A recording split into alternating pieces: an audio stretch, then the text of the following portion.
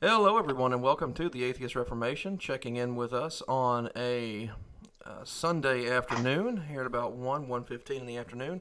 We are revisiting and continuing our discussion with Bill Albrecht, or William Albrecht of Patristic Pillars, Roman Catholic apologist and debater. William, how was Mass this morning? It was great. It really was. I kind of prefer going Saturday evening because of my daughter. She's a bit of a handful. But whenever I can't go, I go Sunday. Sunday's a little bit more hectic. But it went well either way though. She was a bit better than usual today. A little bit better, Well, that's good. That's always a good thing to see. definitely. Yeah. That was one thing I did enjoy about going to mass was in some ways it was the level of community and stuff like that you could encounter and Right. have at that point in time. Yeah. Oh, no doubt. No doubt. Definitely. It's good community, good tiny community here in this little place in Texas. A lot of really good people there. Well, that's good. That's good. Yeah, definitely. So I've been going through the case against the case of for Christ that Robert Price put out, his criticism of Lee Strobel, and I'm going to tell you, I honestly still haven't even completed chapter one of part one, just with the amount of notes and the highlighting that I'm doing in this, and it makes me thankful that I do have it on Kindle, so I can just Yes. highlight it in there, and I keep going back and revisiting and looking at different things, Hmm. and yeah, I mean it's crazy. Yeah, he's got a lot of really good information in there. I will confess, I have never read Lee Strobel's work. I have not read it. But I have read Bob's work. I've read it a couple of times. It's been quite a while since I have read it, but I do have it as well. I have it pulled up here in Kindle, and I do think Bob does a really good job of getting to some real core issues that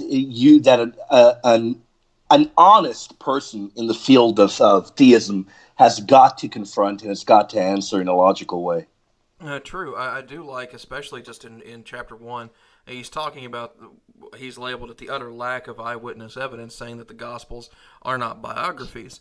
Hmm. And, a lot of people seem to agree with him on this one. And it comes from what looks like his, or Strobel's conversation with a Craig Blomberg. I'm not as familiar with him. I've heard of his books that Dr. Price references, The Historical Reliability of the Gospels and Contagious Holiness, Jesus' Meal with Sinners.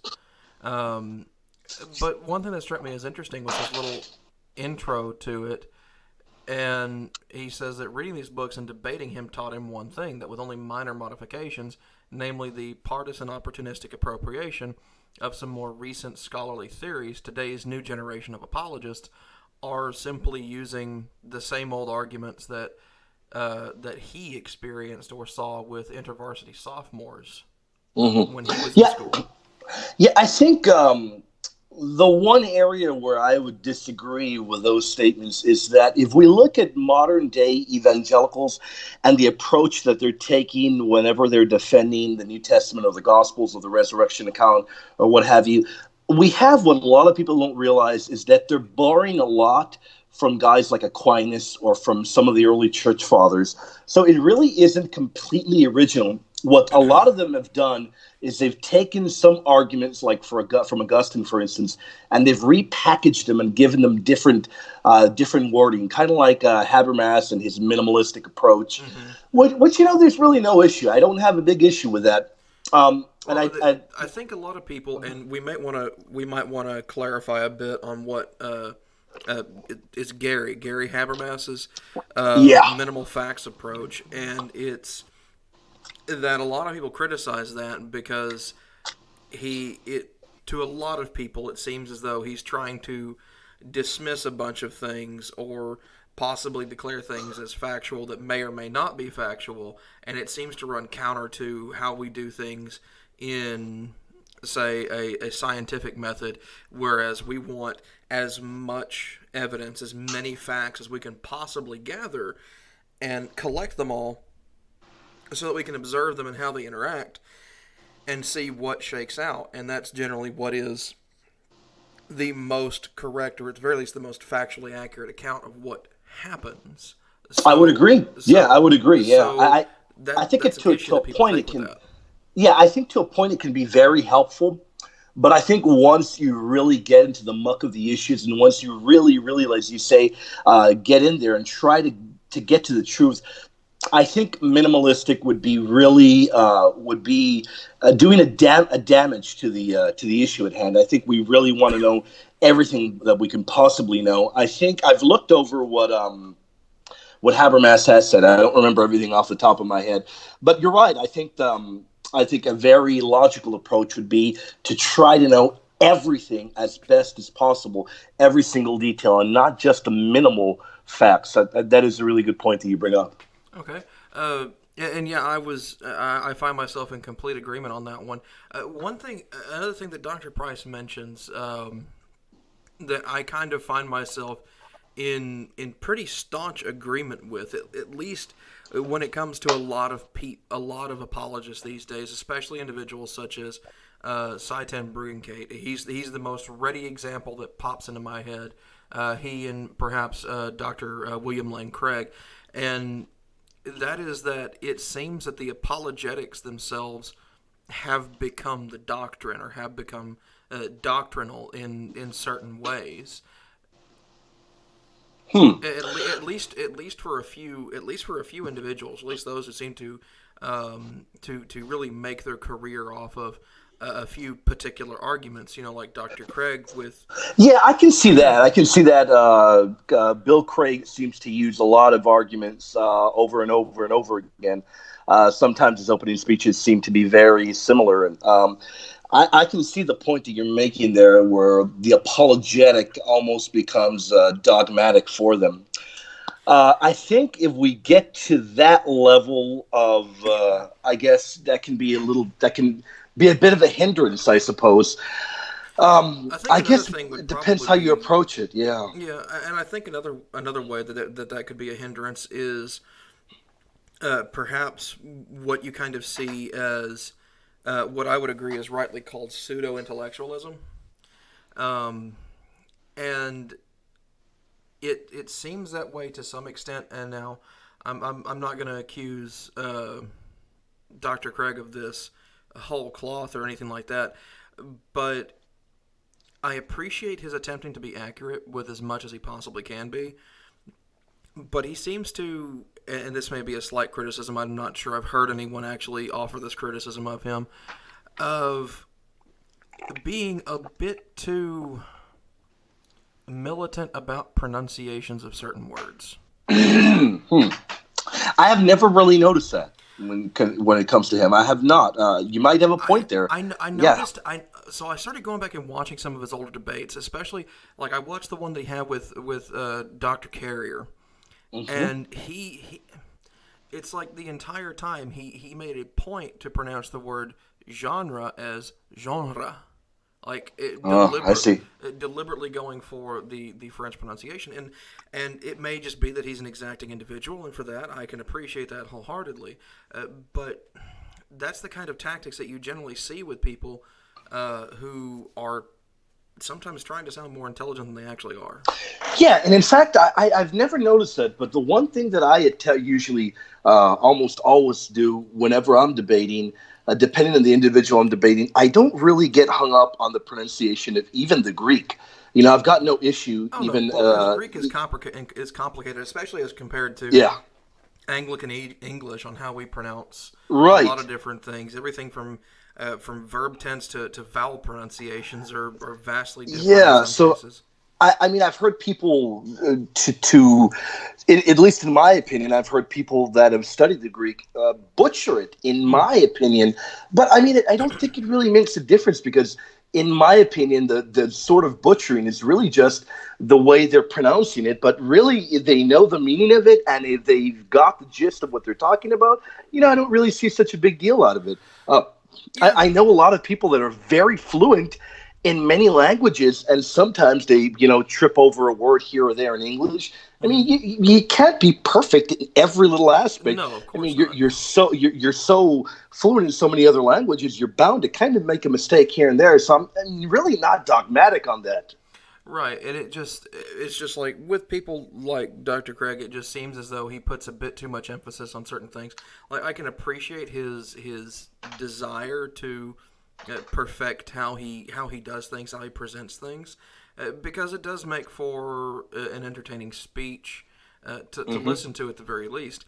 And I don't know, it just it gives him a certain air of, for lack of a better term, pomposity. Yeah, That I think a he lot does of like to people. quote a lot of scholars as well. I remember when I debated Bob Price on the resurrection. Mhm. There's one thing that I remember I told Bob, and Bob agreed wholeheartedly. The approach that I take the majority of the time whenever I defend the resurrection, and a lot of people will hear me say it, and they'll kind of really look at me and they'll say, "Well, what the heck is this guy talking about?" I don't care what modern day scholars have to say. I really don't. And I remember I told Bob that when I was talking to him over the phone, even before our debate, I said, "You know what, Bob? I don't care what these modern day scholars have to say." And then he told me, "I agree." He said, Mhm. "I don't care what they have to say either. What See, I don't matters is care what the the way." text says Exactly, and what exactly. I want to. contemporaries said.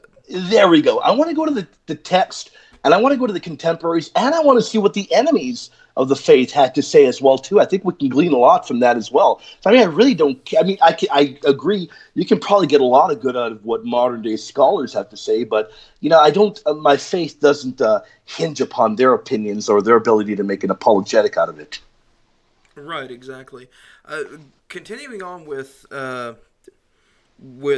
looking through the case against the case for Christ. I know we're kind of hashing or rehashing old territory for probably a few people because this book was published in 2010, Right. and Strobel's a year or two before, if even that. But I feel that sometimes going back over these things, fresh set of eyes, somebody may have missed, and probably really early on in the book, there's probably not a whole lot that have been missed, but there are a couple of things that kind of stuck out to me, and he's talking about the Dr. Price seems to be talking about the Marcionite elements, saying that Marcion knew the Gospel of Luke in a shorter form, which he considered to be original, and he did not identify it as the work of Luke. He thought that, or it seemed that he may have imagined that Paul wrote it, and there's also the account of Papias seeking to account for what appeared to be Marcionite elements in the Gospel of John by suggesting that Marcion had worked as John's secretary and scribe, and then perhaps added his own ideas to the text somehow too late for John to edit out. Yeah, that's I've seen that argument before. I think I disagree with Bob for a number of reasons, and I've heard this argument before, and partially because I've seen the fragments of the Marcionite so-called gospel. It really does seem to me like it was mutilated, and then again, it another issue that could be arising with what we've got, and as funny as this may sound, the fragments that we have could be mutilated from a previous mutilation, from a previous mutilation. Now, So that's it's entirely really, possible, yeah. yeah, so it's really tough to really know exactly the entirety of what Marcion was trying to put across. But the one area where I disagree with Bob in regards to this, and I talked to him about it, and it seems to me like we can't come to an agreement, is I do think Luke was definitely the author because we so often in the oldest scrolls and manuscripts that we find, we always encounter Acts and Luke both wrapped up together, and we have the earliest testimony that seems to give that the attribute both of the authorship to both Acts and Luke. So I mean, I do think the author is Luke, and maybe even his name wasn't exactly Luke. I think it was the same author. Okay, well, and Dr. Price may no longer hold this view, but he does leave this one right after that, as it similarly some understood the gospel to be Gnostic, and he says rightly, he thinks, and credited it to Cerinthus or Carinthus. I can never remember how Right? to Yeah. pronounce that. Cerinthus would be fine. Yeah, there's many different ways. Yeah, Right. we get right back into how do you properly pronounce it? Yeah, True. doesn't I matter. try Yeah, to. At I least it know. doesn't Yeah, matter to him. This guy's dead. yeah, right. Right. Yeah, I don't see. And I've heard that before, and we get into some really. I guess we kind of open the parameters of what is Gnosticism, because if we kind of open the doorway, then we can argue, well, you know what, maybe Mark, maybe Luke, maybe Matthew, maybe even John have elements of Gnosticism, which I don't think they do. I think that we look at the Gnostic writings, I think a lot of the terminology is very similar, but I don't find any Gnostic elements in Luke, like particularly Gnostic elements. I don't remember if Bob pointed out what Gnostic elements he thought he found there, but I would definitely disagree with that. It seemed mostly to be just a kind of a supposition at that point. He probably goes into it later in the book. He just doesn't explore it here. But he does. He seems to be focusing mainly on the quote unquote interviews, and I will use air quotes Mm-hmm. for interviews, because I do tend to agree with what Dr. Price says in his introduction about Reverend Strobel, and about there being a manipulative use of the reportorial style of interview to make it look like he was uncovering facts rather than merely soliciting opinions he was already seeking to promote. Right. Yeah, I have not read the book. I have no idea how Strobel, how he laid his book out. Oh, Yeah, I've got no Dr. clue. Price is incredibly critical of Strobel. He even goes so far as to say this. This is a direct quote. He speaks as one trained in the law. However, he sounds not like a lawyer, but like a sophist. He is the equivalent of Johnny Cochran, F. Lee Bailey, and Robert Shapiro. His Jesus is like O.J. Simpson. Strobel has signed on to make the best case he can for a client whose defense requires the obfuscation of evidence and the confusion of the jury. That is definitely that's not a pretty picture he paints there. Especially not of Strobel. No, not Now at all. Strobel has met some extreme criticism throughout his career, and in some cases, I would say quite possibly rightly so. He has been a bit inflammatory at times, to say the least. Yeah, I've never really. I've got to be honest. I think the only book I've ever read of Strobel was. I think it was A Case for Christmas. I don't recall. It was so long ago. I read I The thought Case I for thought it was Christ, but okay. that was a long time. That's been quite some time ago. Yeah, I thought they were okay. Nothing that really kind of stuck out It wasn't. for It me. wasn't so much that his books or anything like things like that. I think it was more his. I think it's more his style of how he does things, how he approaches topics, because he tries to sound like he's not being biased in favor of one thing or another, when in fact it is clear that he Hmm. is. And I think that's what is really off-putting from a lot of people. Also, some people have criticized. I think Dr. Price has. I don't want to throw his name out there so flippantly, but someone has criticized Strobel, and I need to go back and find this. That he doesn't seem to actually know a good portion of what the biblical text actually says. Huh. Wow. Yeah, I It's was just that not aware of that. the way he seems to promote certain things, or talk about certain things. It's like he knows what the verse says, but some people seem to think that there's not much of an understanding there. Mm. And I, oh man, I wish I knew where I'd found this, because I found it when I was looking through this book and going through and running down some of the different references, and I cannot for the life of me remember where I found it. I'll have to go back through and check my bookmarks, of which I have a ton. Right. So I'll have Right. to go through and see if I can find it. You But know what? some, That is a really good point, because even when we're reading the book, we find a great point.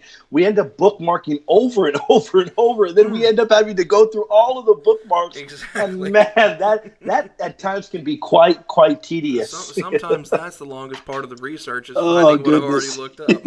Yeah, you're right about that. Dr. Price does offer something really interesting, though, from Blomberg, is that he seems that had the gospel authorship ascriptions been artificial, that somehow better names would have been chosen. So they would have, and he actually uses a direct quote talking that Mark and Luke weren't even among the 12 disciples, that Matthew was a former hated tax collector and things like that. But I do agree with what Price says from even from a former Catholic perspective when he's talking about the apocryphal Gospels, the unofficial Gospels, or the unauthorized biography. Right. Because they're attributed to Bartholomew, Mary Magdalene, Basilides, Valentinus, all of these people. So they didn't really go for star names. They weren't going for star power every single time, it seems. So, I mean, like, when you have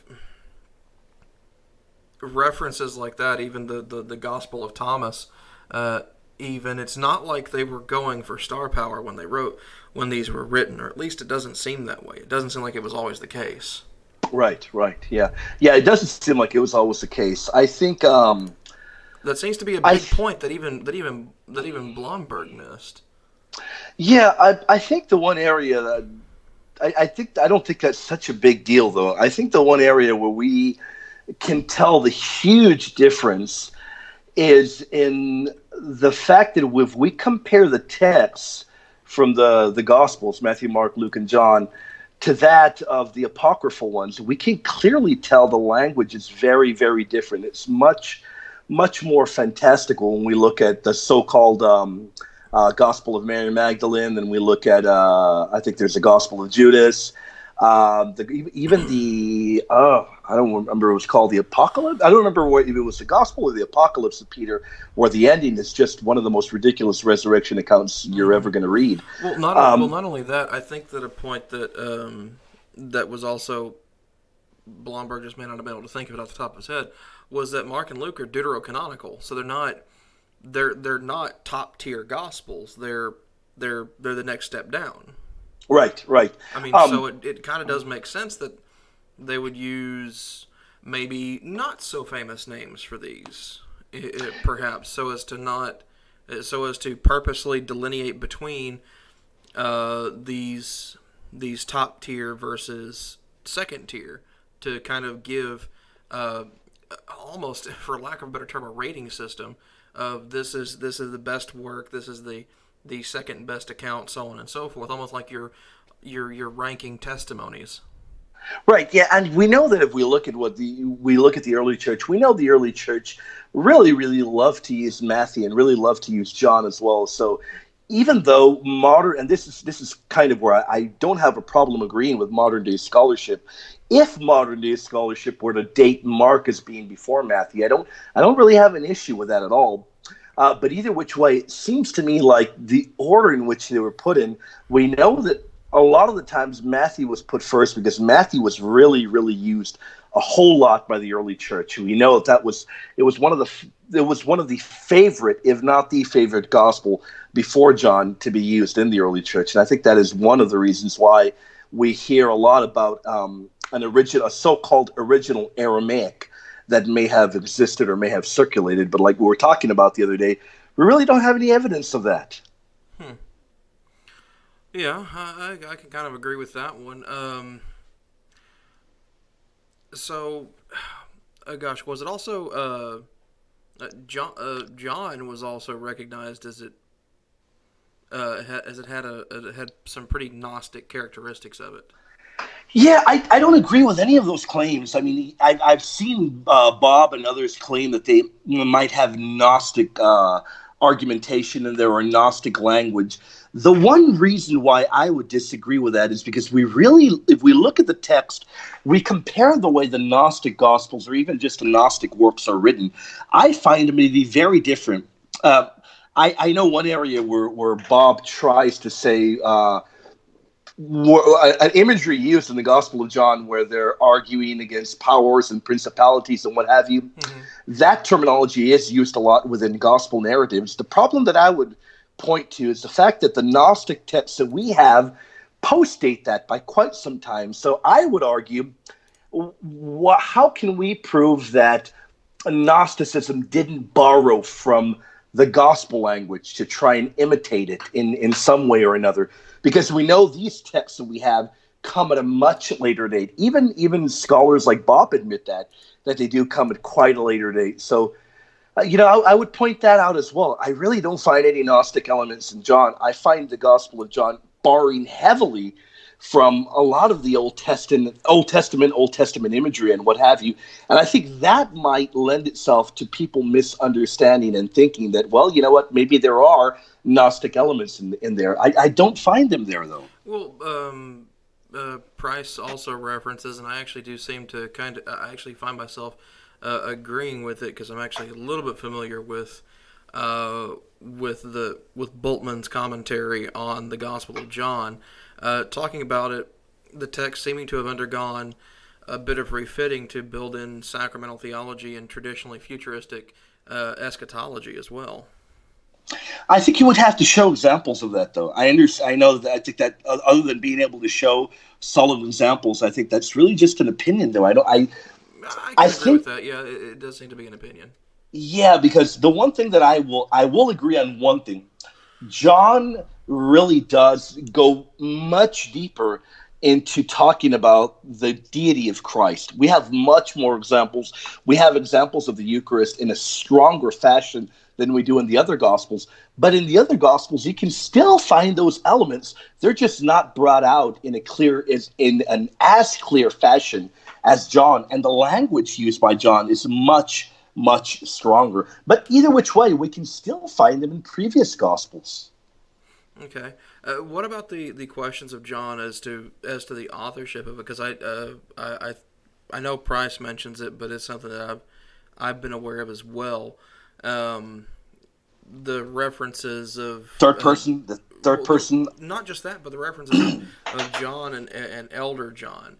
I think that was from Eusebius's remarks on Papias or something like that. I'll have to dig through the book and see if I can find it real quick.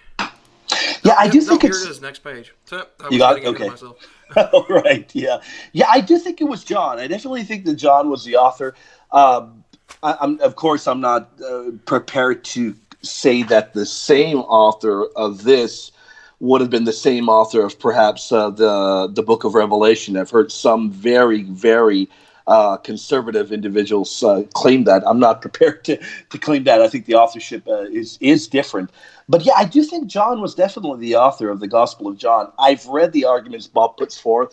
For instance, towards the end of the Gospel, it would seem like a statement is made which would make it seem like the author was not John himself.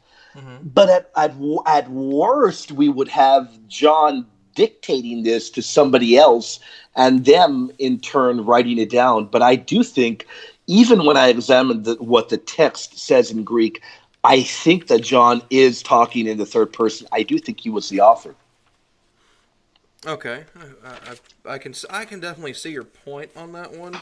But either which way, I don't mind if somebody were to say, well, you know what, there's if tomorrow a manuscript were to pop out and show that there was a piece of text missing and somebody else actually wrote it down as John dictated it, I'd have no problem with that. Okay, no, I see what you're saying on that one.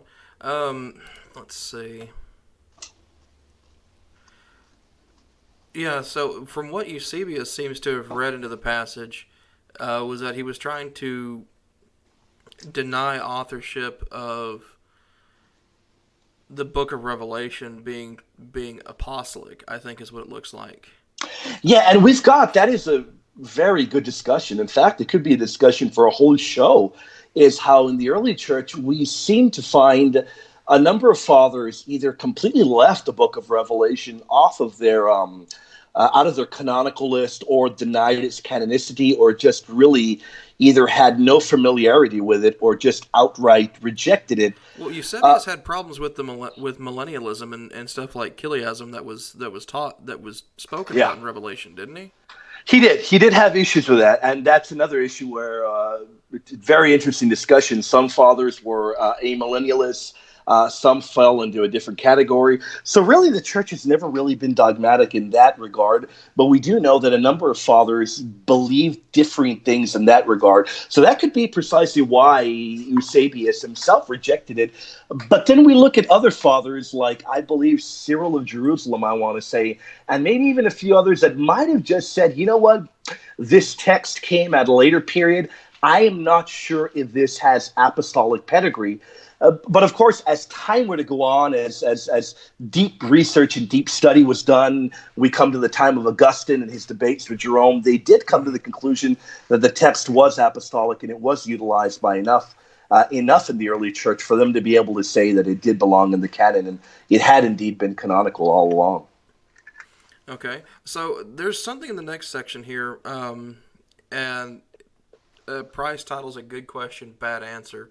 So he says that Blomberg gives a bad answer to this question that Strobel asks.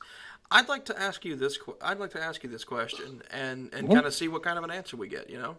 Yeah. Okay. So, why would Matthew, purported to be an eyewitness to Jesus, incorporate part of a gospel written by Mark, who everyone agrees was not an eyewitness? Because if Matthew's gospel was really written by an eyewitness, you would think that he would have relied upon his own observation. Mm-hmm. Yeah, I think that's a good question. Would you like to hear Blomberg's answer before you answer? Yeah, go ahead, read it. So this was Blomberg's answer, saying it only makes sense if Mark was indeed basing his account on the recollections of the eyewitness Peter. Peter was among the inner circle of Jesus and was privy to seeing and hearing things that other disciples didn't. And he says that it would make sense for Matthew, even though he was an eyewitness, to rely on Peter's versions of events as transmitted through Mark. And that just doesn't seem right, because Matthew goes through and he does so much editing to where he either ignores or completely changes what Mark had written. It would seem more as though that Matthew is attempting to correct Mark.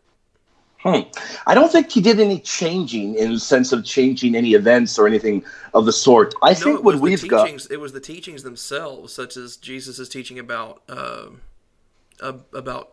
divorce. It was one that Price references. Matthew 5:32 and 19:9, amending it to something. It may not have changed it entirely, but he definitely amended it as it was read in Mark from 10, 11, and 12, from chapter 10, verses 11 and 12. Well, I've read the so-called divorce clause and the so-called arguments. I don't think he changed it or amended it. I think the language is very different. I think a lot of these areas when we look at, when we say that, well, you know what, it seems like maybe this is being changed or this is being added or this is being expanded upon. I think if we look at the text, a lot of it is original. It may sound very similar, but a lot of it is original. To me, when I look and I see, I can definitely agree. I think sometimes when we look at Matthew or Mark or Luke and you've got the exact text being written down, you do find that sometimes. I think the one thing we need to realize is that a lot of this stuff, even if it wasn't witnessed by, even if that particular event may not have been witnessed by that person, they were passing this down as a tradition in the sense of a divine tradition, and they were passing this teaching along as they were told and taught that it was passed down. That's a particular reason why Paul is telling them, remember to hold fast to your traditions, whether spoken of or written down. So I don't think that all of these events, let's say we look at something in Matthew or Mark, and it may be the exact same thing, word for word in the Greek, and then you stop and you think, well, did Mark and Matthew both witness this? I think in some instances we have to realize they're passing down what they believed was a divine tradition. That's why sometimes they're very meticulous and the language is very, very exact.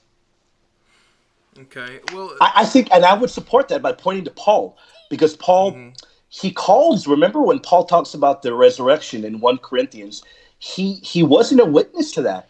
So he actually calls that a tradition, a divine tradition that was passed down to him. So I think a lot of these events are, I think that is the case for a lot of these events.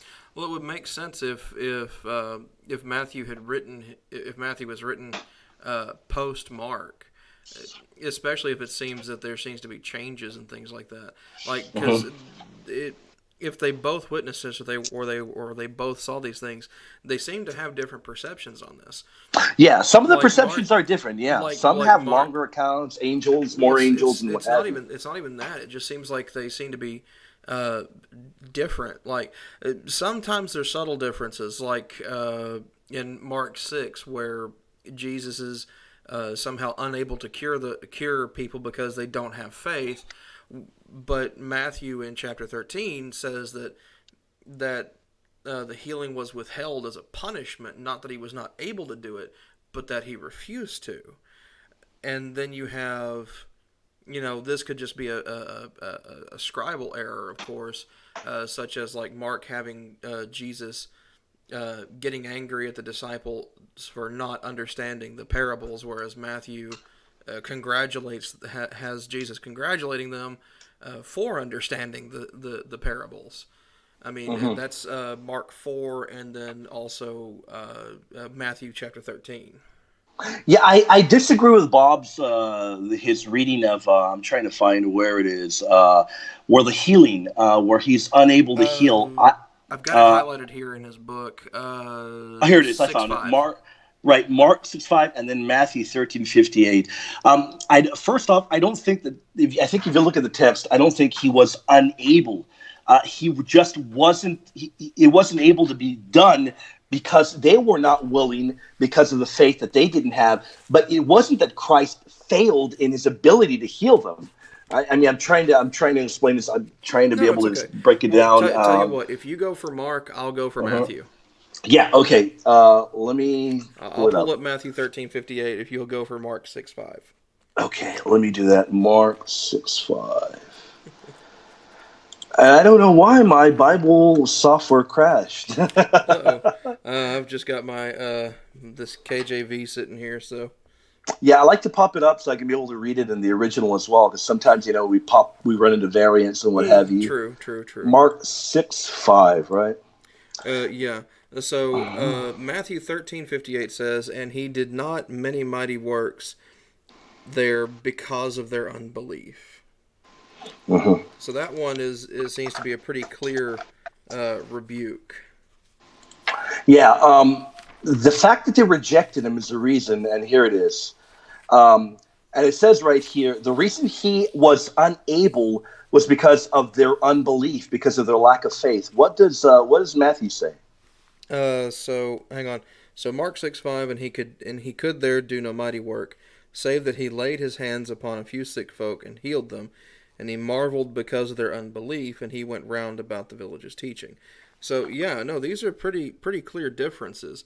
Uh, What was it? Matthew? Which one? Matthew what? 13:58. Mine says, and he did not many mighty works there because of their unbelief. I don't think they're different at all. I'm looking at them, and they're both using the exact same Greek word as well, the Okay. exact same form of it as well. So I think that the wording may be different, maybe Mm-hmm. a little bit, but I think the conclusion is the exact same one. I'm reading Bob's book as well. Mm-hmm. And I don't find where he's doing this to punish them. I find that their lack of faith in and of themselves is the reason why he's not able to heal them. Because remember, a lot of the times he is unable to do miracles because of lack of belief and what have you. We see the element of free will in and Mm-hmm. of itself being taught in the text. I think the text, I think it does line up well.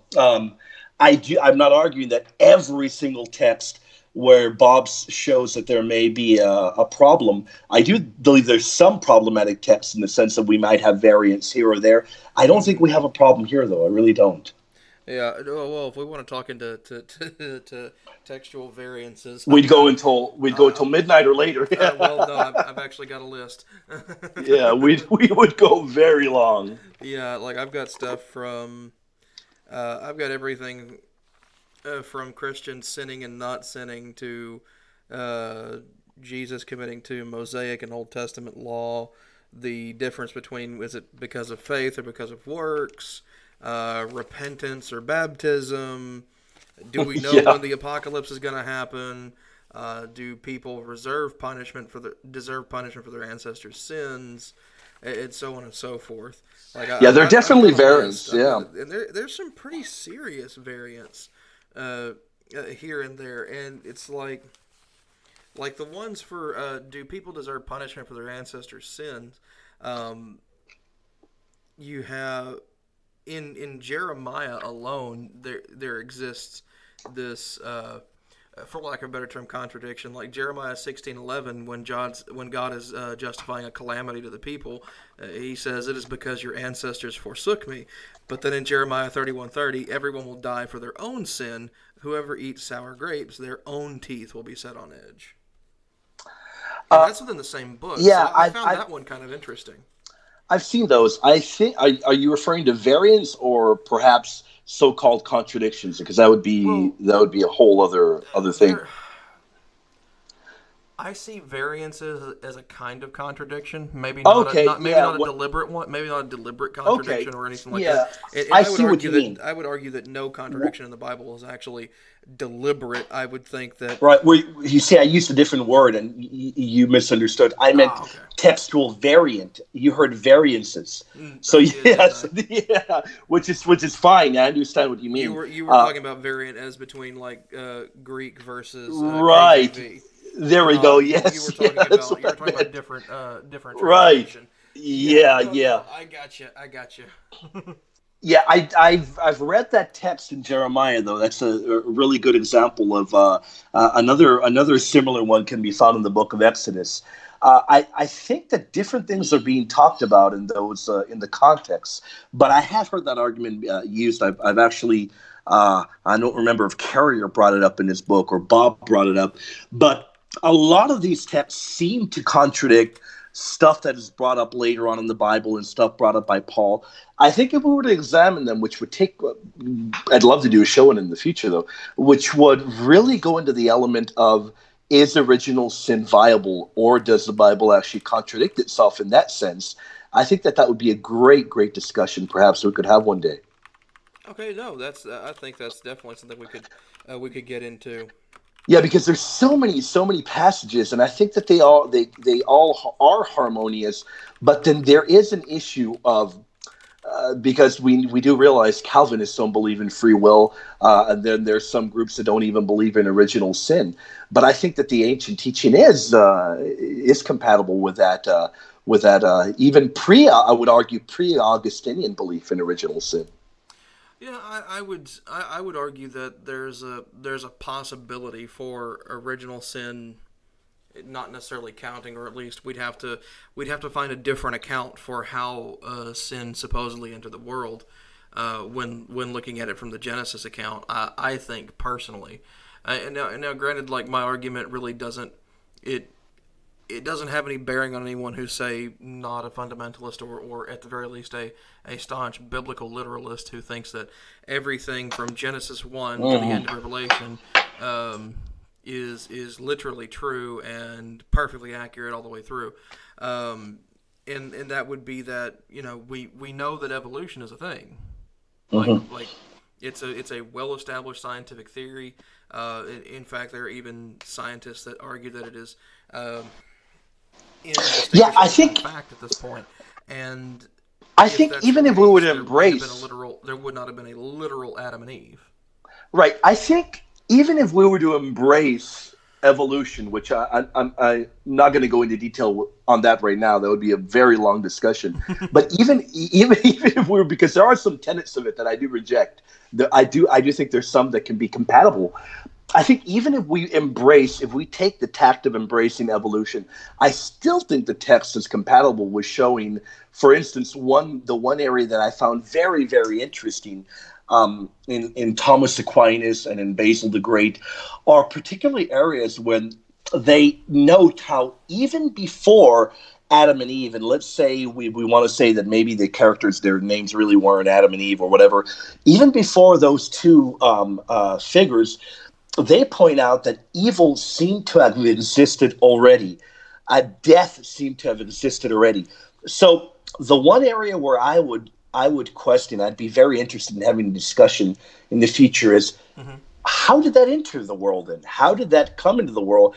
And I've read a number of theories in the early fathers, medieval fathers, especially the medieval fathers. I think that's a very fascinating discussion because if there was already, because a number of fathers, even Aquinas, take the position that human death entered the world through Adam and Eve.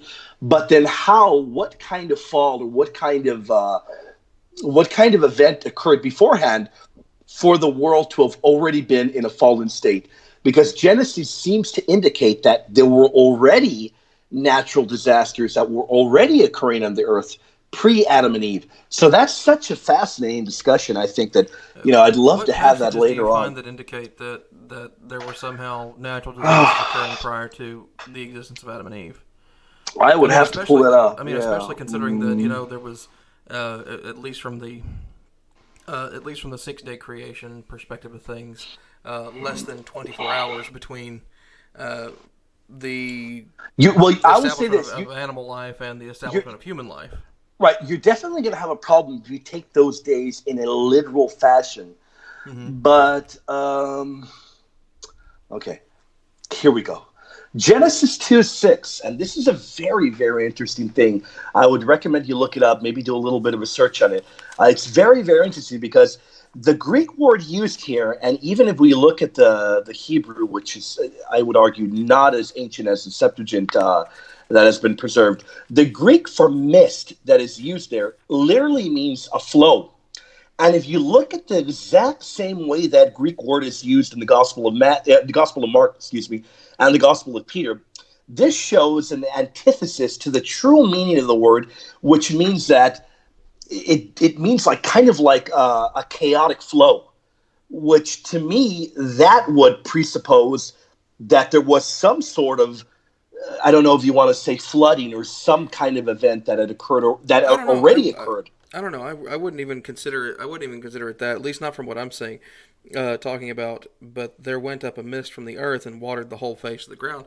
To me, that could indicate perhaps a thunderstorm, but not necessarily like full on calamitous hurricane type weather or anything like that. Right. But the problem arises with the fact that you may kind of look at it and say, well, maybe it's a thunderstorm or what have you. But the text in and of itself presupposes kind of like a chaotic flow. Where would you get that from thunderstorm, though? Would you think that maybe that would mean a thunderstorm? I think that would mean something much more powerful than simply a thunderstorm. Well, I think that could come from looking at, going back to third and fourth grade, talking about our context clues. Right. Yeah. No doubt. Looking at the previous verse, it just says, or the one that follows. Yeah. It seems to. In particular, 2:5, and every plant of the field before it was in the earth, and every herb of the field before it grew. For the Lord God had not caused it to rain upon the earth, and there was not a man to till the ground. So that still doesn't indicate some sort of deluge, because that was previous though. But that was previous text. Once we get to 6, we read about this chaotic flow, right? The mist upon the earth, right? So that seems to indicate. But after that, it says, and the Lord God formed a man of the dust of the ground and breathed into his nostrils the breath of life. And no. But after that, it actually says, and watered the whole face of the ground. Right. So it does leave the door open for what had occurred. Was there something that had perhaps occurred? In my opinion, I think that without a doubt, we definitely did have. I mean, I think if you would agree that evolution does exist, even if we were to say that these people, 2 people or what have you, amount of people existed at some point in time, I think it's logical to say that there were events that did occur, perhaps disasters or what have you, before those individuals walked the earth. You know what I'm trying to gather here at? Mm-hmm. You know what I'm trying to get at? You would not agree with that? You wouldn't agree that there were disasters even before the first humans? Oh, before the first humans, absolutely. We know, yes, there were natural disasters. We can see that through geology and things like that. Yes, exactly. We can definitely determine that. Right. But so still, even if this text... That doesn't make it agree with this, though. Well, I think that the text leaves the door open for it. I think it definitely sounds like, to me, I don't think it gives you the definition of what exactly occurred, But I think the mere fact that we're told that there is a flow, something that we know the Bible uses this terminology for something that is chaotic, we know that there is some sort of problem regardless, even before Adam and Eve. So if we believe, if we were to take the position of believing in evolution, which remember, I'm not saying I do believe in it. I'm just saying Right. I don't think that there's problems with saying that perhaps there were issues that occurred even before human death entered the world. I think that we can see here. I don't know what the, I don't. I'm not arguing there was a deluge that is being talked about here in this passage. I'm just saying there was something chaotic that did definitely occur. I don't know what it was, but there is something. There is a chaotic event that is occurring here. I don't know what event that is, but either which way, there is a sense of disorder that already existed even before these two individuals. I think that's a position that can be tenable and that we can take if we were to adopt the position of evolution. I don't know what event that is. I have no idea what, but I find that text to be very compelling. That would lead me to believe that something did occur there. If we were to take the tact of saying, you know what, evolution is viable, even though that would be a topic for a whole other day, which I would like to have, though. I think that'd be a great discussion. Yeah, and it seems though, in as I'm looking at Genesis 1 and 2, just kind of bouncing back and forth between them, it almost seems as though Genesis 2 is a separate creation account. I don't think it's a separate creation account. I think that we have a different view that is being opened up. I don't think it's a completely different creation account. I do think, though, one thing that I will say, I think if we take the exact days in a literalistic form of way, I think that we do run into all sorts of problems. I don't think even the author meant for us to take it as an exact chronology of days. I think that we would run into a number of problems if we took that position. Okay. Well, it just seems that in reading it and going back and forth that it runs over itself. It seems as though chapter 2, in large part, or at least in certain sections, almost seems to be repetitive, although certain things are different. I would agree. About it. I think some of it is very repetitive. I think if you look at the language, a lot of the language is being repeated over and over. And it's not just in Genesis 1 and 2. We find that in later passages of Genesis, and we find that in Exodus as well. Right, I don't know if that was Genesis. Yeah, and I'm gonna say I don't know if that is. I don't know if that's an element of the way the author or authors intended it to be, or if that is an issue we have with the text being handed down through time. I really don't know. Oh, it'd be possible, though. I mean, at that point, I guess the only way I could see it being a deliberate repetition or even an accidental repetition would be if, under the event that, say, Moses was real and he was having someone scribe for him and somehow he had dementia and repeated himself when relaying the Genesis account. Yeah, I definitely think Moses did write certain parts of those books. I don't think he authored all of them. Like, I don't think he authored the part that talks about his death. That would be a bit telling. Yeah, no. That would be very, very compelling. But yeah, that would be very interesting. I've read some very radical so-called pseudo scholars that do think that he authored that portion as well. Who? I would love to see what mental gymnastics they go through. You can find a few fundamentalists that you will find them doing mental gymnastics, kind of like saying that he was able to foresee his death, and he in turn was inspired and wrote about his pending demise, which it's kind of a bit of a stretch. I think it's a stretch in order to retain one's level of fundamentalism, but you don't need to retain that level in order and to continue believing the Bible to be inspired. I think that's taking it to a whole other level and really doing more of a disservice to the text than anything else. Okay. So in what way does it really become a disservice at that point, aside from the fact that potentially bad information gets out there? I think that in and of itself, attempting to Attempting to spread bad information, I think, does a disservice to the text. To try to stretch credulity will then turn off people that are coming to the Bible to trying to study it in an intelligent or in a fair and intellectual manner. Okay. That, I think, arguments like that, I don't think they do any help at all. Okay. No, I would tend to agree with you on that one. That yeah, it would be.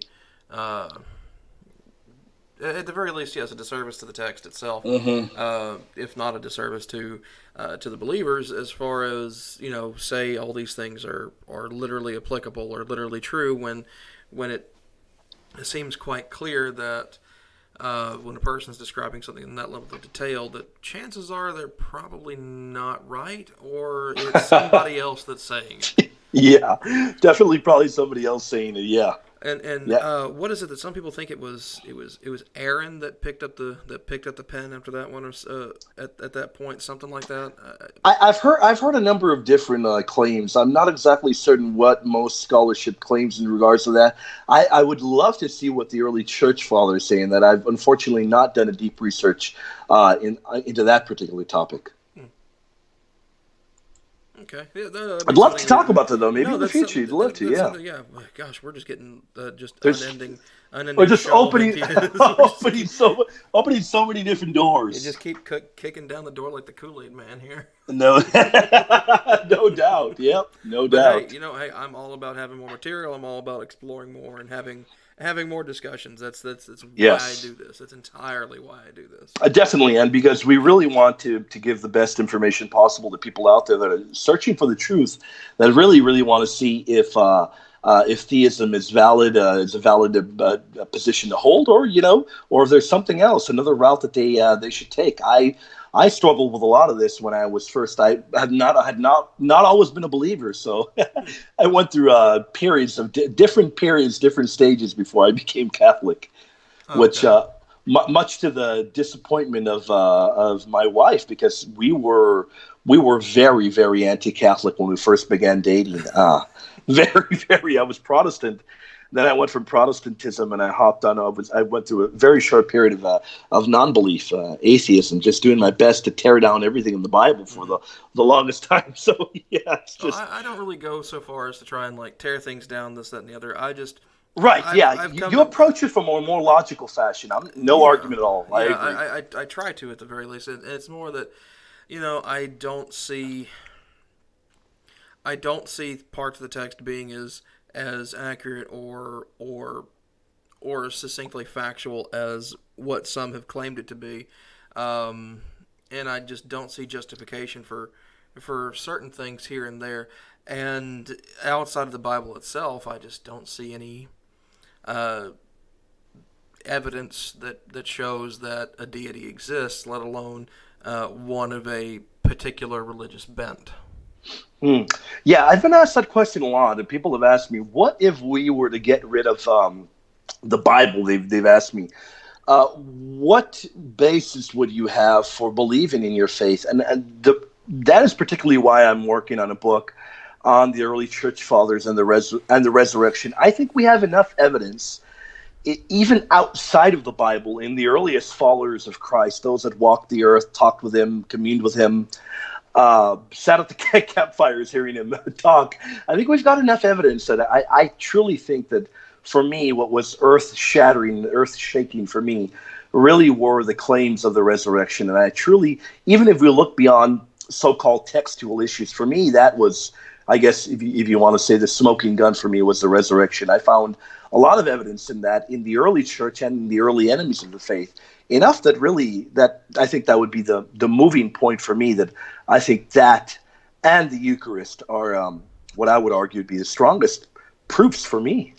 Okay, what makes the Eucharist a strong proof for you? Oh, goodness. That's a good question. Not a lot of people have ever asked me. From what I've examined, and I've examined a lot of so-called Eucharistic miracles, the miracles that I've examined, the evidence of the miracles, I've traveled to Germany, I've traveled all around, and I've gone to places where they have these miracles, these so-called Eucharistic miracle hosts preserved. I've studied a lot of the literature from the surrounding time, And I've studied a lot of the evidence that, for instance, the miracle of Lanciano, Italy, the miracle of Andex. I've convinced that a lot of these ancient miracles really did occur. I don't think we have testimony for every single claim throughout history, but I think we have enough testimony that I truly, truly believe in the Eucharist, and that, aside from the resurrection, for me, have been the strongest things to move me. Okay. Um, yeah, for me, I come from the background of seeing is that there generally tends to be I've never not found been able to find or been able to find someone who has found a perfectly naturalistic or rational explanation beyond the potential of something being a miracle or this, that, or the other. Um, for some things that are considered miracles, I'm not going to say like Eucharistic miracles. I'm not as studied in those. Uh, yeah, Well, but I for will say one instance, thing, just to clarify. oh, go ahead, go One ahead. thing. Let me just say one thing. In Catholicism, we don't believe that the bringing about of the Eucharist is a miracle. That's one thing that people would have to understand. Whenever we do say Eucharistic miracle, that would be perhaps the host beginning to bleed Mm-hmm. in front of everybody's eyes. That would be quite different than that visible kind of a miracle, rather than the priest bringing about the body and the blood of Christ through the words of consecration. So they would be quite different, but I think that is something very fascinating. I would definitely recommend you look into it, the Eucharistic miracles, and perhaps you would be able to find some answers for some of them. But I would argue that quite a few of them there just aren't any answers that we can logically come to, and I've fallen on the side of believing that they truly are miracles. Hmm. I'd love to share my information with you. No, definitely, yeah. Please do send it to me. I'm I've always shared it looking with for it. Like guys I'm like. looking at the miracle of Lanciano, the 8th century thing Mhm. right now, um, saying that a priest was experiencing doubts about the real presence of Jesus in the Eucharist, and then as he said the words of consecration, he supposedly saw the bread and wine transform into real human flesh and blood, and that the blood coagulated believed to be representative of the five wounds of Christ, and that they've actually got it preserved. Um, I would even point to the miracle from Ondex as being that would predate that one. That is actually from the time of Pope Gregory.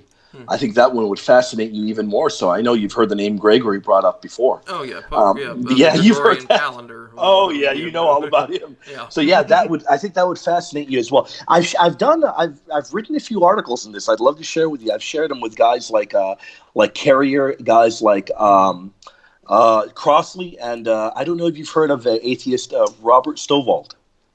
Uh, I've heard the He's name, an, but don't have a lot of experience with the man.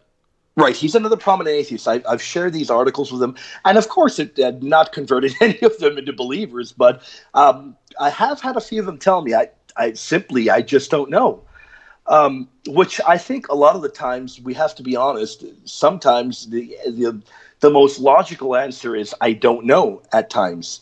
Um, for instance, somebody showed me a video the other day of an icon. I think I'm sure you've probably seen it on your newsfeed because we do communicate with a few Eastern Orthodox individuals hmm of some place in the USA where an icon was just was it leaking an oil? I think it was leaking an oil that smelled like flowers. I don't recall. something like that. And I think I clicked the video and somebody was asking me, what do you make of this? And I don't know. I think Craig was actually of Reason Theology. Craig Trulia, he was actually against it. He thinks it's a hoax. Right, I've had people tell me that, but then And there's people. I'm largely in agreement with a lot of things like that because you see things like that happening.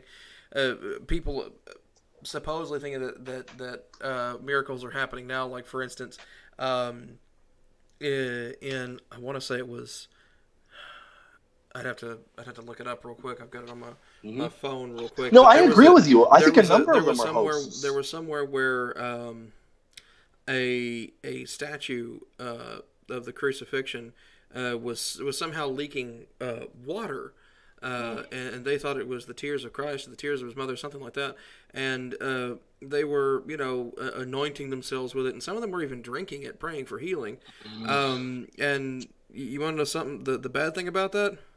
I don't doubt that it was a hoax. Well, no, it wasn't a hoax. It was a leaky sewer pipe from behind the wall. Oh yeah, not From the surprised. bathroom, like not 30 feet from it. Yeah, no, I'm not surprised at all about that. But the one thing that really does get me about this, Craig maybe already debunked it, or somebody might have debunked it. I have read a lot of things that are similar to this that have been debunked fairly quick. The one thing that got me about this was there were quite a few individuals that were against it, that were criticizing it, that actually went to the location and took photos and video, and they said, "I got no idea." What's going on. They still believe it's a hoax, but they said, I don't know what's going on. They took video. Well, then you know who they need to get out there to see to truly see if there's any tomfoolery going on. Who's that? Penn and Teller. If it's there, Right, they'll find it. If it's there, they'll find it. Right. Yeah. I wonder what. It was the statue. It was a statue of Jesus in India that somehow had mysterious water dripping from its toes. Was found to be a clogged toilet that was near the statue. Yeah, and I don't doubt a lot of those will be scenarios like that. The one thing that really does get me is this. Okay, people are really captivated, are really taken in, truly believe a miracle is happening. The one thing that I would ask is why would the Blessed Mother, or why would Christ send a miracle in that manner? Why? I just don't. I don't find logic in an icon bleeding oil. I don't see how that would be something miraculous. I mean, I think you know what I'm getting at, right? Yeah, no, I think I know what you're getting at as well. What is the point? Leaking some kind of some flowery oil like frankincense or myrrh, or just like leaking some kind of incensed oil. To me, what it seems like is, in all honesty, that there's probably some type of oil reservoir in there, and perhaps that there's micro perforations in the front of the icon, allowing it to see. It could be. It very well could be. I mean, yeah, I don't doubt so many easy, just right off the top, explanations that you can come up with that if you were to test for, I'm sure you will probably find, and that's the issue that I have with say individuals using, like, now I'm not saying you're using this, I'm just saying that this is a common argument. It's listed on one of Peter Crave's top 20 arguments, and that's the argument for miracles. We have no actual demonstrated occurrences with any actual evidence that miracles have occurred. We have claims. We have We have historical claims. We have supposed aftermath, such as the flesh in the cup at the San Francesco Cathedral. But we don't actually have evidence. We have these things, and we have these stories that are tied to these things, but we don't have. But it's not providing evidence for it. It's providing evidence that is indeed what is in there, but that's not really providing evidence for the event itself. Right, and I would be definitely arguing against that when I debate John on the miracle of the virgin birth. Of course, it'd be impossible for me to show actual video evidence or what have you. But I do believe that we do have good enough testimony to prove that definitely did occur. I think I don't want to go into too much detail, but I think that we do. I think that some events, such as the virgin birth, the resurrection, and several other events, I think that we do have good historical pedigree for them to be able to claim that they really did occur. Yeah, that was something that you were talking about, the video evidence and whatnot. That kind of tickled me a bit. No, it's because I kid you not. Like, I involve myself in a few different discussion forums here and there, just because I'm trying to expand my knowledge, kind of see what different points of view are, and see who seems to have the most, not necessarily the most valid or strong, but cogent and actually, legitimate argument or explanation for a particular event or occurrence. And right. I cannot tell you how many times there has been some random, for lack of a better term, some random fundamentalist, and it doesn't have to be Christian. I've gotten it from Christian, Islamic, and even a couple of Jewish fundamentalists, where they're saying it's like, okay, well, you say you have evidence for evolution. Where's the video? And so at that point, I turn around. It's like, okay, you want to talk about that? It's like, fine. Where's your video of Genesis 1:1? Where's your video of the virgin birth? Where's your video of the empty tomb the day it happened? If you want to go down that road, I will go down that road with you, and it's not going to be pretty. No, it won't be. No, yeah. Because once we get down the desire of needing video evidence, we've definitely got a problem there. Yeah, of course. Like, all okay, of us great. do. We didn't have we didn't have actual recording video technology until the teens, the 19 teens, and you want to ask for evidence of this, and this from hundreds of millions of years ago. Okay, fine. Where's your evidence that happened just 1,000 years ago? Or if someone wants to claim that Elvis is still alive, we have video technology. Where's that video? Yeah, we definitely know that's the video evidence we really need is to prove that Elvis is still alive. Although personally, if they can have Elvis, I would want to see Andy Kaufman again. Oh, Andy Kaufman was a genius. Oh, absolutely. Man. And the thing is, in 2004, people were waiting. Because I know. It's like, or 2014, excuse me, because he died in '84. He said it would be that's hilarious. Right. It'd be hilarious to fake my own death and just randomly show up 30 years later. Man, in 2014, I half expected him to do it because that would be I did too. The thing that man would do. That would have been very Andy Kaufman-like. Very, very Andy Kaufman-like. Absolutely. It would have been. And I think it was sadder that it didn't happen. It's like, sure, people would have been pissed at him for being gone for 30 years and depriving us of all the potential comedic content and all that. But at the same time, goodness, man, I mean that would be the greatest practical joke ever. That would have been the best. And Andy was such a comedic genius, man. He really was. He was He was a nut job, but he was a genius. Yeah, he was definitely a nut job. Yeah, there's no doubt about that. But also, it's like, those two kind of go hand in hand. They do. They do. They seem to. They do. Like it doesn't matter what type of genius an individual is. There seems to be some type of creative hang-up for them. No doubt. And it happens with everyone. Like Alan Turing, phenomenal mathematician and computer scientist, built the first computer, and one of his primary hang-ups was he couldn't accept criticism. Yeah, he couldn't at all. It was nearly impossible for him to acknowledge the fact that he would need someone else's help. Yeah, yeah, that's very true. Yep. But then we saw what greatness came out of that. Is like as soon as he accepted that he needed help in certain circumstances, boom, they cracked the Enigma box. Yeah, and no doubt, and everybody needs to be open to criticism. For me, that is the only way you can improve in your field. That is the only way. That is the only way. And that's why I have such great respect for scientific exploration and things of that nature, because everything relies on this peer review process. And you better make sure that you are ready to go and you are ready for this thing to be ripped to shreds and then handed back to you on a tiny plate saying, no, you didn't get it, Haas, try again. Yeah, you're right. And that is exactly what is going to be done. And that is what should be done even when we examine our dogmas in theology. I agree.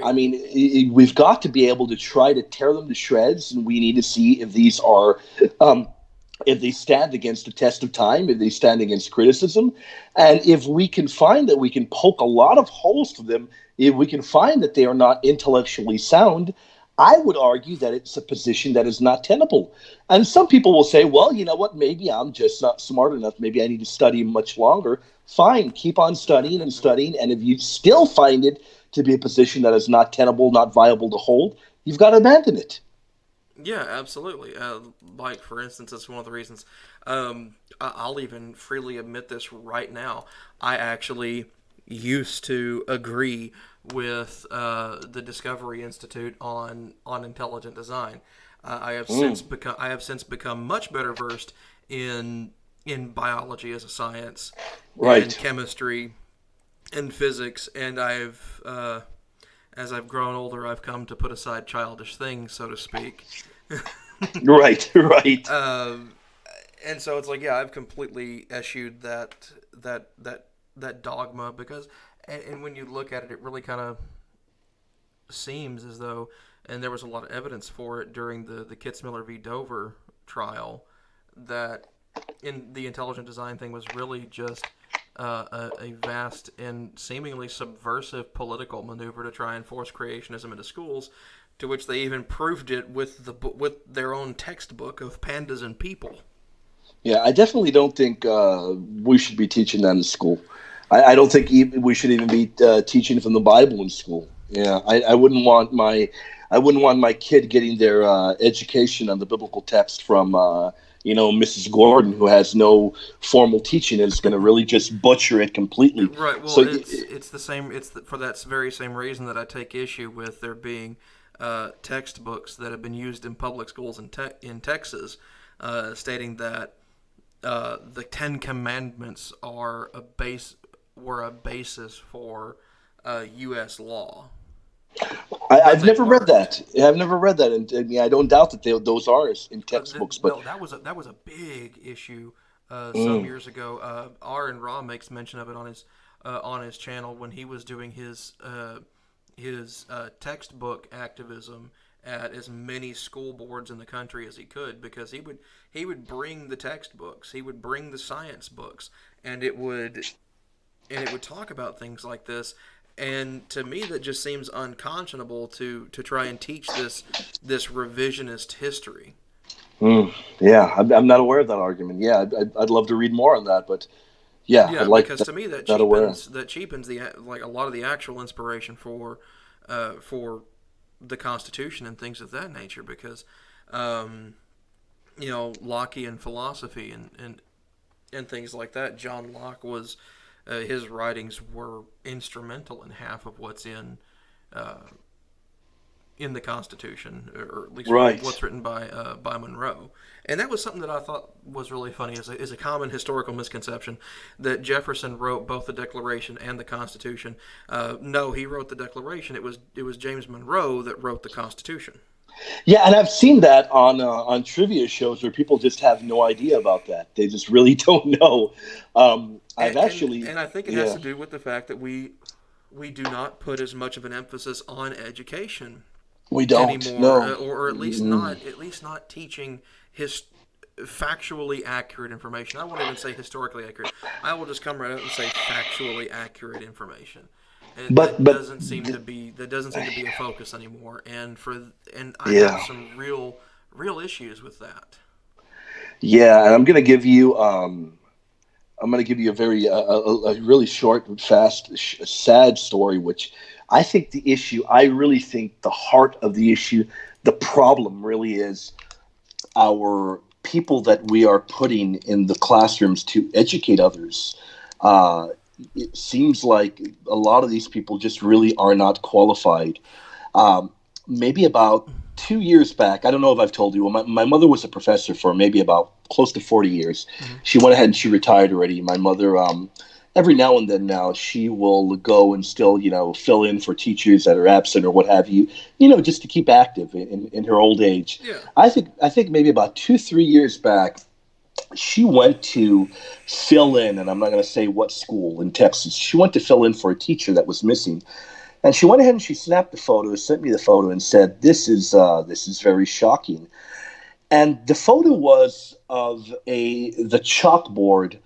The teacher had left a message and had written on the chalkboard, and this is a licensed, educated teacher. And on the board was the name of the teacher, the classroom which was teaching English, right? Mm-hmm. And then third grade was written 3th, fifth grade. Oh man. I was appalled. Somebody, I showed it to a friend of mine, and the argument that my friend posed was not a good one by saying, "Oh, well, you know what? This teacher's, teaching a lower grade. It can pass." It can't, because it doesn't matter if you're teaching a lower grade. You've got to get your education either which way. In Texas, you have to go through your college courses. You have to pass your tests. That is an unacceptable grammatical error. That is just ridiculous. Well, I I think mean, also another thing could be, we're pot we I'll argue in defense of it. Just kind of play devil's advocate here for a second. a lot of teachers teach multiple grades. I believe it is quite possible that this teacher could have written fourth grade on the board before, because it's very common for teachers to teach third and fourth grade, not necessarily not in the same classroom, but one right after the other. And it could just be that she walked up, erased a 4, wrote a 3, and didn't even think about the replacing the TH with an RD because she was on her way out the door.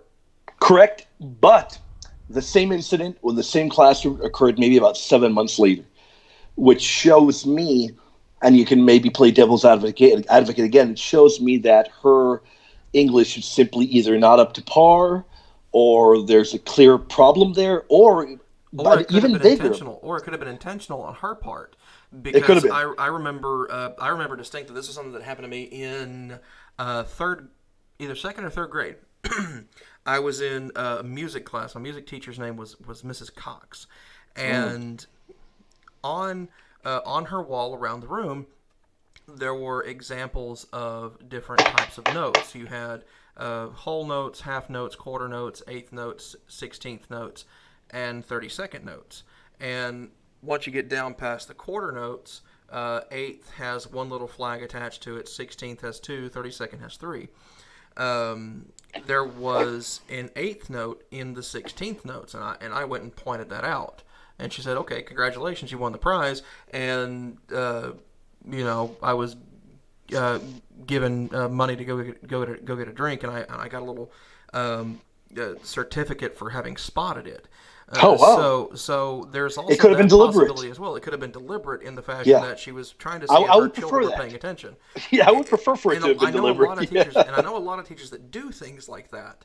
A friend of mine's wife is an English teacher at the high school level. She teaches honors English as well. Oh wow! She's actually going for her. She's got her master's in literature and education, and I think she's going for Nice. her PhD in educational administration. Mm. I mean, so I do think that a lot of those things like that are quite possibly deliberate, just as a kind of No doubt. little teaching tool for the kids. Like, hey, are you going to notice this? Hey, are you going to pay attention? Because I see a lot of teachers doing that, because it used to be the name of the game was don't question your teachers. But Right. nowadays, you start to see a lot more of these teachers, regardless of what subject that they are teaching, to teach them critical analysis, critical thinking, and encourage them to question things. And so that may have been. I think that's quite possibly what that teacher could have been trying to do. I would hope so. Yeah, I would definitely hope so. So I'm not trying to be overly charitable, but pulling from my own past experience and what we I should know give them the of benefit of the teachers, doubt, no doubt. that these types of things are typically deliberate. Yeah, and we should be able to give them the benefit of the doubt. That is something that I would hope. Mm-hmm. Yeah, Because teachers are highly overworked and very much underpaid, especially in this state. Oh my gosh. I would not argue that at all. My wife is a teacher. I definitely agree with you. Yeah, I completely agree. Yeah. A friend of mine taught at a small school. This individual had master's level education, was paid essentially $12-13 an hour. Oh goodness, where was that? That was here in the state. I won't name the district. Yeah. I won't name the person, but yeah, no.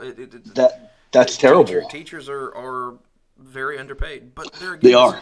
But there again, this goes on high and far as far as governmental things, as far as to where we actually invest our tax dollars and stuff like that. Yeah, no, I agree. I agree completely. And we just simply don't invest as much in education anymore as we used to.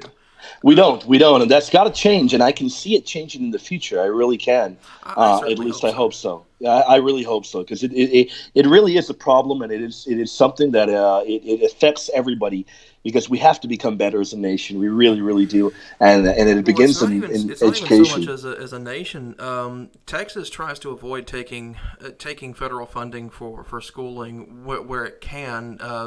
That way it does. That way, in case the U.S. Education Agency or Board of Education has some kind of whacked out policy that comes into play, that they don't always have to cater to it. But yeah, I meant in terms of our where we rank in terms of education. Yes, I think we definitely need to become better as a nation. I think parts of that, at least when you get to secondary and post-secondary education, I think a lot of it has to do with student choice. We live in a society, we live in a world where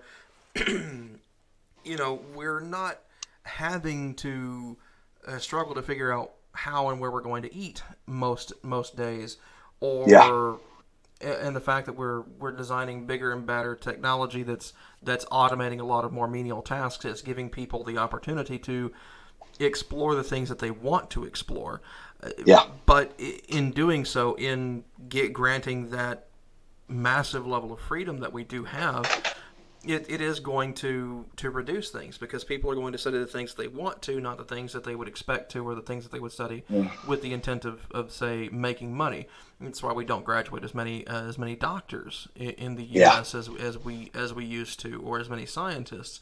That's correct. We graduate more artists, we graduate more historians and things like that because this is what people are interested in. Yeah.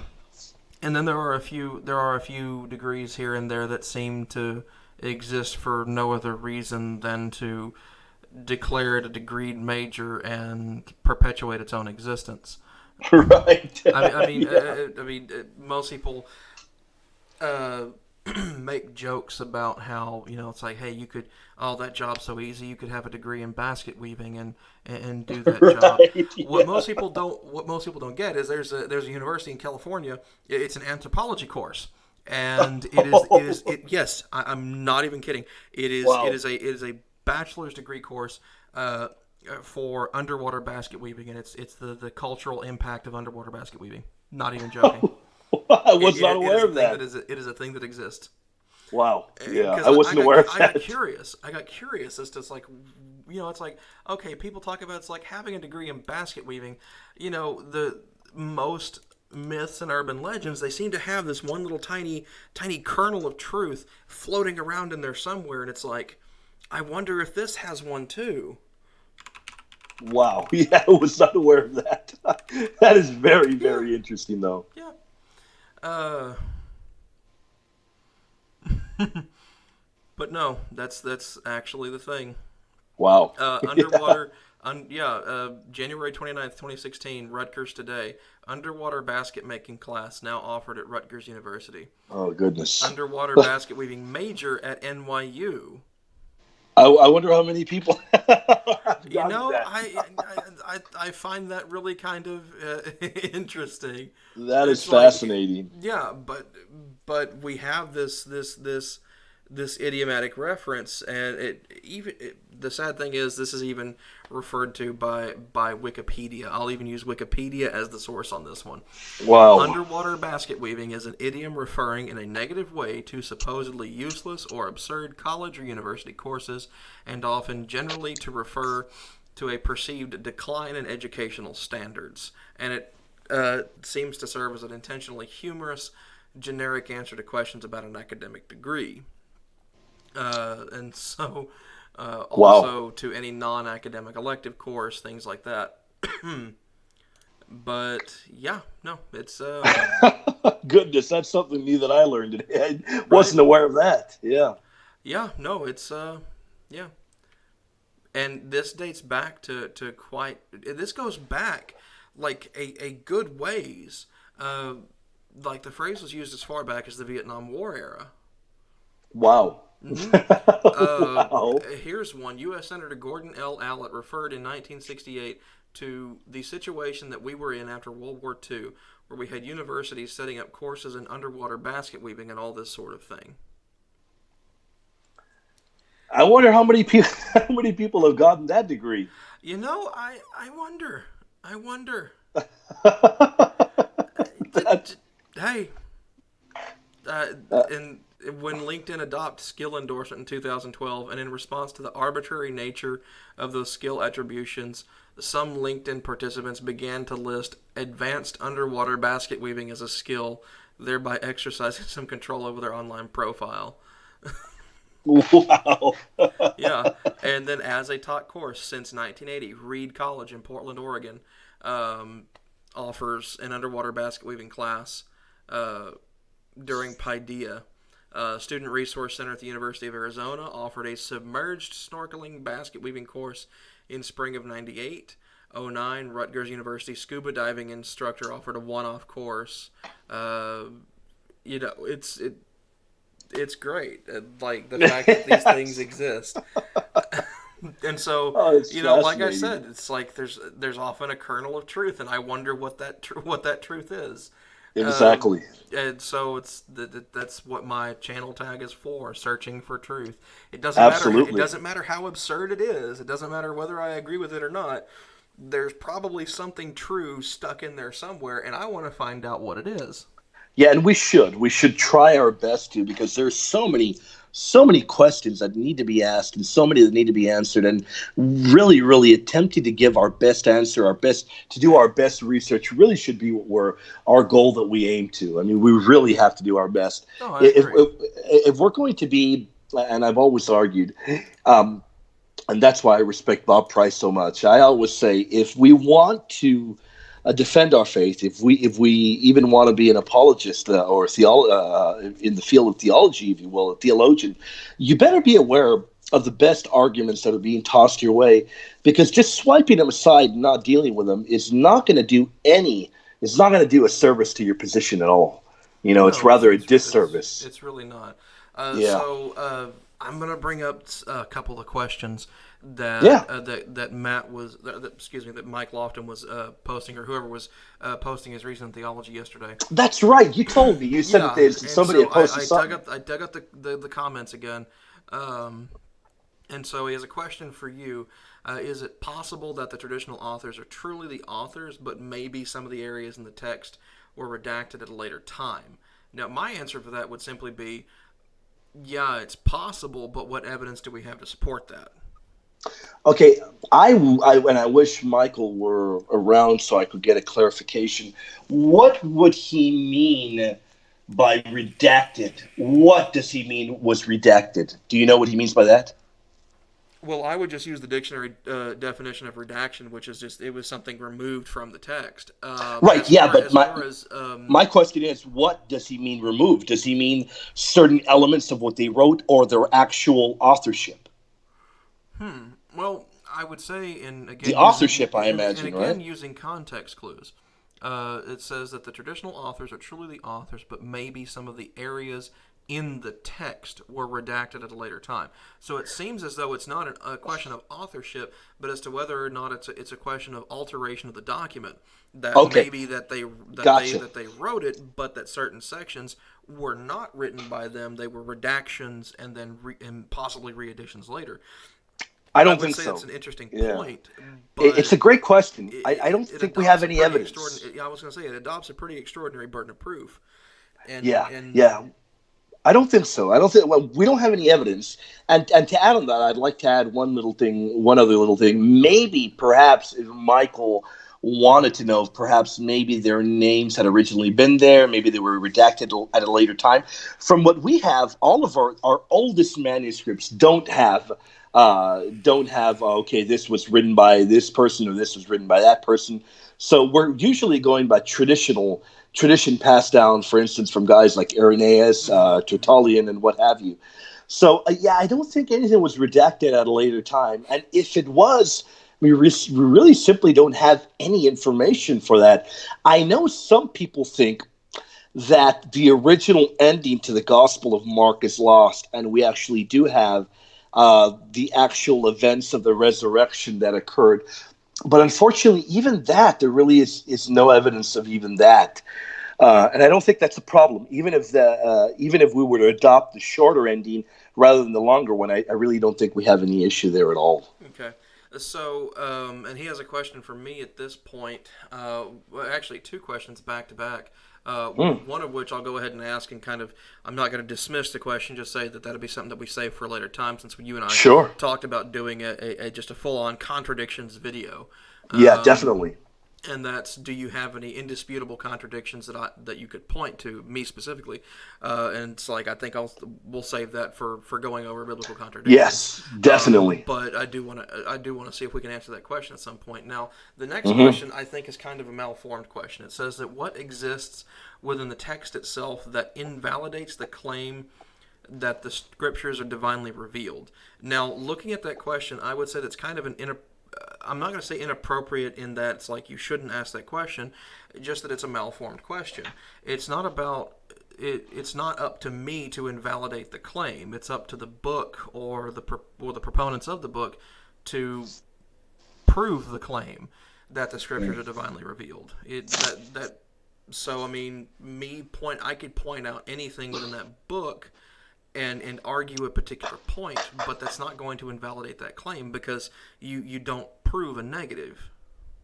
Yeah. And so You're making a good point there. I Yeah. kind of take issue with that question a little bit. Yeah, and I agree with you question. that the burden of proof is on us. When we make that claim, I would definitely agree the burden of proof is on the theist to prove that indeed, for instance, if I am going to be making the argument that the resurrection was a historical event from the Gospel of Mark or Matthew or Luke or John, the burden of proof is on me to provide more evidence for that rather than simply sticking to those passages in and of themselves. Rather than The burden of proof, rather than telling the party line, so to speak. exactly. The burden of proof would definitely be on the theist, and I think that is the proper way to answer that. Okay, I would think so too. Yeah, there was a video that R and Rod did. It was a talk that he did at one of the atheist community meetings or something like that. And the title of the video I want to say is called "What the Bible Doesn't Say." And he raises what I think. Well, of course, someone would say, "Of course, you would think that, Drew. You're an atheist." Well, I would think that he's raising some interesting questions, even from a theistic perspective. In that particular video, is Aaron Ra an acerbic individual? Absolutely, he is. That's for most people, that's part of his charm. His being antagonistic. I mean, heck, that's why people still pay attention to Seitan Bruggencate, because he's antagonistic. Right. Or Kent Hovind. Well, actually, I think people pay attention to Kent Hovind because he's an idiot. But no, I mean, Kent Hovind is a man who is quite possibly wrong about nearly everything he's ever said. Yeah, I've never really followed much of what he has written. I know he's a fundamentalist.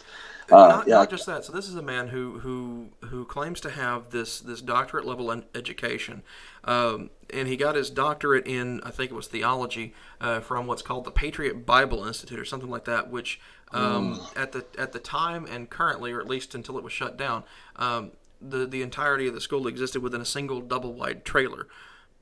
Wow. and his doctoral thesis, his PhD dissertation, starts with the words, "Hello, my name is Kent Hovind." I'm not joking. Wow. I wish I was. In fact, that alone was the reasoning behind another YouTuber, a guy by the name of Logic, starting an entire series just called "Hello, my name is Kent Hovind." Wow. As a distinct call out to that. And on top of that, he actually claimed to teach. He said that he taught high school math and science for 15 years in Longview, Texas. You want to know something funny? What's that? I'm from Longview, Texas. Oh, so he's lying. He didn't. Well, he lived in Longview, Texas, but he didn't teach at a public school. Oh goodness! What did he teach? He taught at a church school called the Longview Baptist Temple, which by not surprising. A lot of individuals are widely concur that is quite potentially a cult, because that place, that entire building, that entire belief structure would probably rate pretty high on the BITE model that we discussed yesterday, the BITE model analysis for cult behavior. Right. Wow. For instance, a family member of mine used to work at a dress shop there, and the one of the church leaders, or the church leader, the pastor, the head of LBT, had to accompany young women, excuse me, to the dress shop, and they had to wear one of his T-shirts, and that their prom dress had to cover the entirety of that T-shirt, and he had to make the final approval before a purchase was allowed to be made. Completely separate from whatever the parents decided. Oh man! I mean, so you want to talk about some serious behavioral control? It's right there. It's right there. It's pretty extreme. Is it as bad as some others? Probably not. In fact, hey, that's another show we could do. I think it'd be fun. Now there's a channel on YouTube called Telltale. He's an atheist. He's a former Jehovah's Witness, and he does bite model analyses of different religions that he thinks might be cults, and he does try to be as charitable as possible. Like he's done Mormons, he's done Jehovah's Witnesses. I think he even did the Catholics at one point. You might want to check. Oh, that video. really? You might want to check that video out and see what he says. I don't think I've watched that one. I'll have to check that one out at some point later today if I get the opportunity. Yeah, definitely. Wow. His might be a tiny bit hard to follow because it's really just a scale of 1 to 7 as far as the score goes. But he puts his own little creative spin on it, in that it's the Fibonacci sequence, so it goes, 1, 2, 3, 5. Yeah. Okay. And so it's kind of cool. It still averages out the same. It still comes out the same overall. It's just he changes the numbers because he finds it interesting, and I think it's really cool. Right. That is definitely interesting. Yeah, and so it's like I would love to see a video on the Longview Baptist Temple. Hey, we might have to do that sometime, or we could go through and look at the bite model itself and see. Oh, no doubt, what applications it may have. I think we should do that for another video. I agree. I mean, the possibilities are endless. I mean, there's so many topics that we can cover, which is great. And I love having you on. I love having you on as a have a blast. Co-host. It's a blast. Always a ton of fun. We've got to do it again. It's a blast. Absolutely. So it looks like, gosh, have we really been going for 2 hours now? We sure have been. Yep. Wow. Time flies. It sure does. It does fly when we're having an interesting discussion. So absolutely. Man, we're gonna have to pick up some more on this later on. Absolutely. That'll work. Well, let me see. Make sure that there's not any other comments from the last video that we didn't get to. Great. Okay, so Reason Theology says, Usher may have been wrong about the dating of the world, but that is also partly due to the fact that the genealogies in the text clearly skip many generations. See Luke and Matthew genealogies. No, I'm not arguing that Usher makes mistakes based on that, but I think the biggest mistakes are based on trying to convert an ancient numeric system to a current numeric system and not really knowing what the rules of that previous numerical system are. I think that seems to contribute more to getting things wrong, even though Usher was so certain that that creation began at 9 a.m. on a Tuesday. Is he who is he speaking about? Which Usher individual? I think Bishop Usher. Okay, Bishop James Usher, right? Yes, I believe so. Okay, he literally wrote a book on it. Or, well, Mike, I don't know if Mike did, but Usher wrote a book on biblical dating. Dating, I know what he's talking dating about. Creation and all that. Gotcha. Yeah, I know exactly who he's talking about. Yeah. And then there was, this means that genealogies in Genesis may not be 100% exhaustive, but may have skipped many people, which would mean the earth is much older. Also, we don't know how much time spanned between. I agree with you. Yeah, that is true. With what he's saying on that. It's just, if you're adding more and more people and it's still out of this same geographic region, I don't think that's going to give you an accurate retelling of when the earth was formed, when the earth was created, because you do see that scientific mistake, or at least from the King James version, in Genesis 1. In the beginning God created the heaven and the earth was without form and void, and darkness was upon the face of the deep, and the Spirit of God moved upon the face of the waters. And then in verse 3, he says, let there be light. So it gives the implication that earth existed before light did. And from what we know of cosmology, astronomy, and physics, that could never have been the case. Yeah, again, that would fall into the category of whether or not we take that in a literalistic form, or an allegorical sense. Yes, exactly. I completely agree, and that's why I specifically say when I talk about my arguments from evolution about about original sin. Hmm. It's only to address fundamentalists in particular who Right. who focus on biblical literalism No and that doubt. every No doubt. word of it Yeah. is literal fact. Am I trying to Right. get them to eschew their belief entirely? No, I'm not. I'm trying to get them to. I'm using an a very antagonistic syllogism from something that they hate to try and force them to look at and try and recognize perhaps the absurdity of some of their views.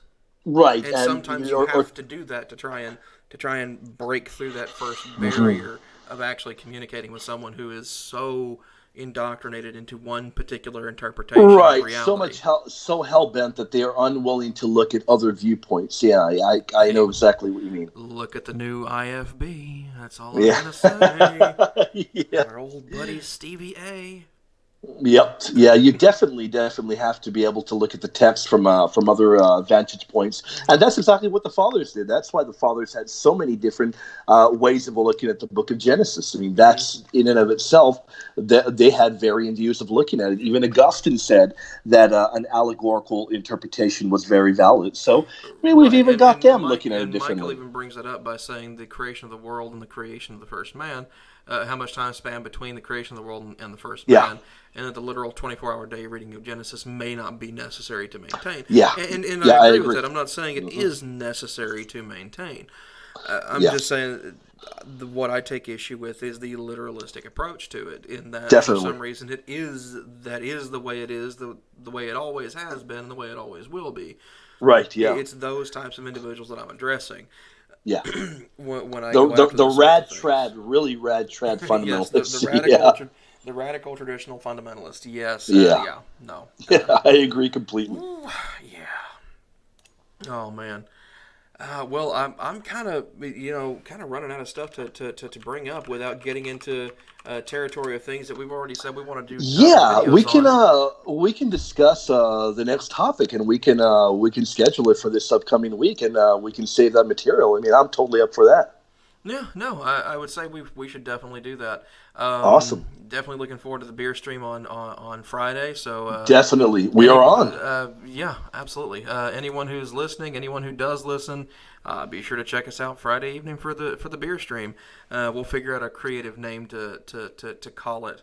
Uh, We definitely will. We will for sure. so about what time you think? Well, we'll I'll go ahead and shut down the stream. We'll say our goodbyes and everything, and then I'll keep you on the Fantastic. call for a little bit longer, and we'll do a little bit of Gotcha. hashing out for Friday. That'll work. To close everything out, everybody, my guest today, again on a Sunday, has been the wonderful as always William Albrecht. Check him out at patristicpillars.com. If you enjoyed this show, please give it a thumbs up, subscribe if you're not already, and throw a comment down below if you think you have something to offer to the discussion, or even if you don't, you just want to say give props to Will. Please do so. Be on the lookout for his books as they come out later on this year and early next year. Check out the channel itself, see other videos, and go check out the Atheist Reformation Facebook page, Twitter page, and Patreon if you want to. So again, I am your host, Drew. Thank you for tuning in. Y'all have a great evening.